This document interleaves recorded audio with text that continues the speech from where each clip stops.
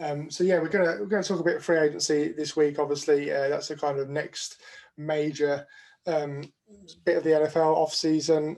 Lots of free agents, obviously, as there are every year, but it feels like a slightly different year.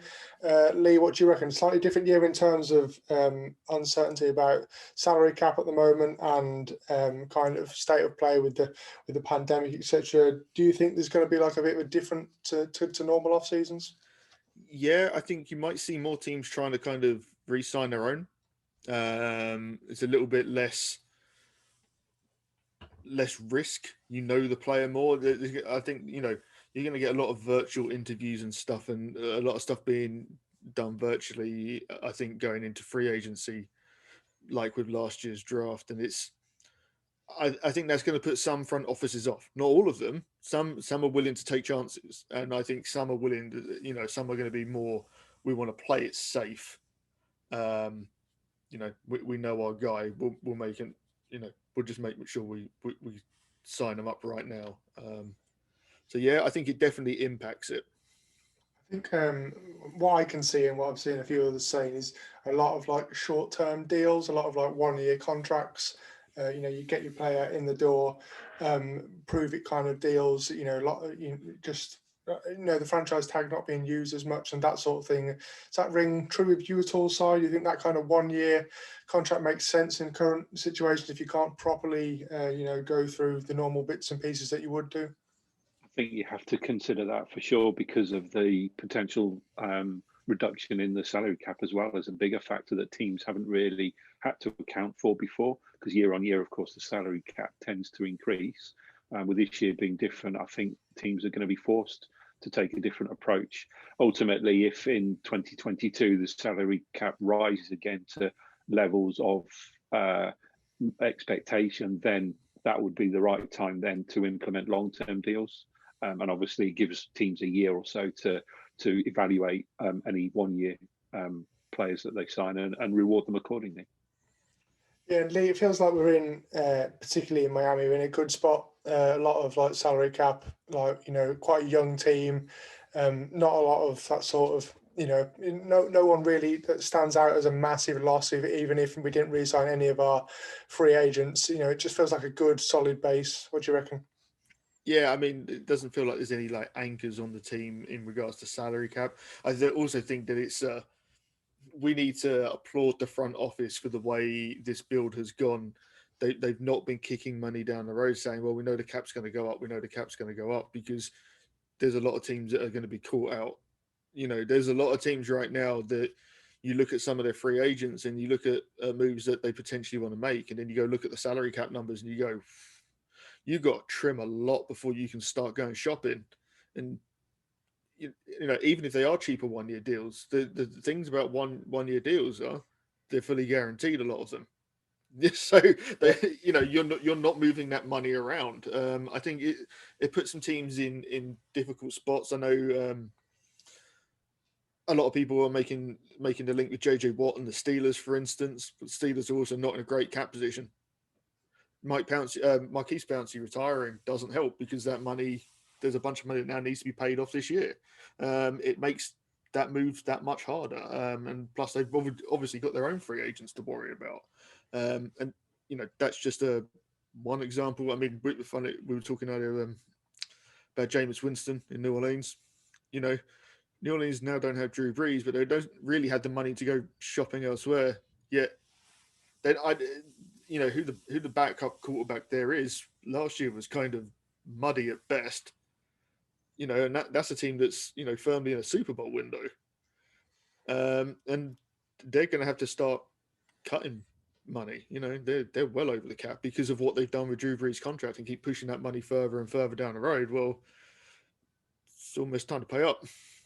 If I was Chris Greer, actually, I'd be looking at the Saints roster and seeing what they can cherry pick in terms of trading, because anything to relieve the Saints of that cap space is going to obviously help their roster. And if Chris Greer goes and starts to cherry pick, which we know he's good at that sort of stuff, then that's obviously going to benefit the Dolphins.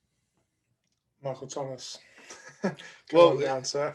it's funny you should say that. I was going to mention that maybe that's the way you go about it, and you start looking at teams with players on the wrong end of contracts or players that you think are available, where you don't have to battle so hard to get them. Be the first person to make the phone call, about a player that no one else thinks is available, and go and get him. Whether it's a Michael Thomas, I personally think, and there's nothing Dolphins related.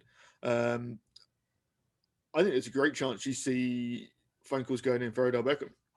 That they look just as good without him as they did with him, and hey, someone's going to want him to sell jerseys if nothing else. I think OBJ is one of the most overrated players in the NFL at the best of times, but he puts butts in seats, and there's plenty of teams that will, pay for that. So I won't be throwing the question back to you. Do you think we should trade for Odell Beckham? And we got the answer before. You didn't even have to say it, mate. Sorry. That's all right. No, all good. And that brings us nicely to the kind of Dolphins free agency kind of needs. What do we think then, guys? I mean, obviously, decent season. Defensively looked very solid. Offensively looked a bit shaky. That kind of immediately probably focuses our minds about where we need to strengthen. But Si, I'll come to you first. What's the main position for you, which is just crying out for talent? The main position for me, and I've talked about it before, as we all have on previous episodes, actually, is the wide receiver core. I think that needs a bit of a revamp. And fortunately for the Dolphins this year, there are some good wide receivers that are hitting free agency. Now, I'm not for any second saying that all of those appeal to the Dolphins, because they don't. I feel there's only a handful that I would look at and consider, yeah, that's right in terms of value or experience or skill set. But there are plenty out there who don't fit. But as it happens, it's a good pool of wide receivers this year for the Dolphins to look at strengthening that part of the roster. Yeah, we'll come to some of the names themselves in a minute, but let me just throw it to you, Lee. Which position do you think that we need to be looking at to strengthen? I'd love to look at the running back room.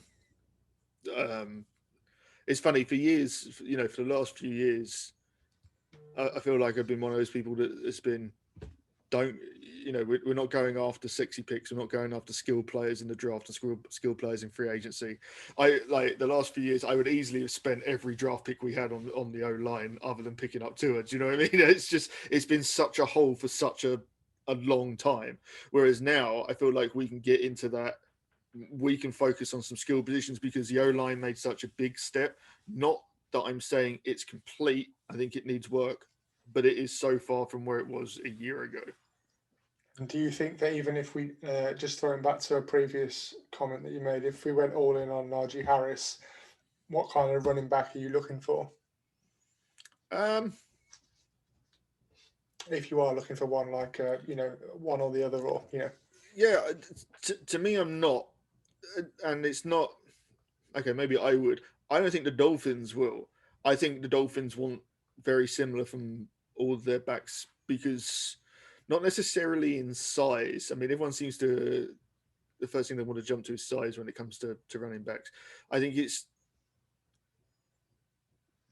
the ability to run, but they've got to have hands. You've got to be able to catch the ball, because if you can't, I don't think the Dolphins are going to be interested. I think that's one of the reasons they were really interested in Le'Veon Bell last year, is the versatility. It wasn't just the running between the tackles. It wasn't just the kind of standard running plays that you're going to run on Madden. Do you know what I mean? It's they're looking at the bigger picture, and I think they want to do that with all the guys. If they can have two guys that have got good hands out of the backfield, I think that's just right up Brian Flores' street, to be honest. Yeah, for sure. I'll kind of cap us off, and I'm going to go for a slightly different position, which I think we need to put a bit of money into as well. And I think that's the secondary. And obviously, you've got a fantastic secondary at the moment, headlined by Xavier Howard and Baron Jones. But it feels to me that the kind of I'm hopeful that Igbinoghene can grow into that, third cornerback option. It feels to me like there's a few veterans on the market this year which could just strengthen it. And if we're going to really make a run next year or in the next 2 years, could do with just a bit more experience sat back there. And especially the safety position for me, I think that's like, I think again, we had some good play last year, but not great. I think you could replace, we've got Brandon Jones obviously coming up as well as a rookie, some flash plays, but I'd really like to just kind of put a bit more stardust in that secondary ahead of next season, just make it firmly the no-fly zone, and obviously make teams play underneath us and get into there where we can improve the linebacking core and stuff in the draft. So that for me feels like one to spend a bit of money on, and based on precedent, I wouldn't be surprised if we did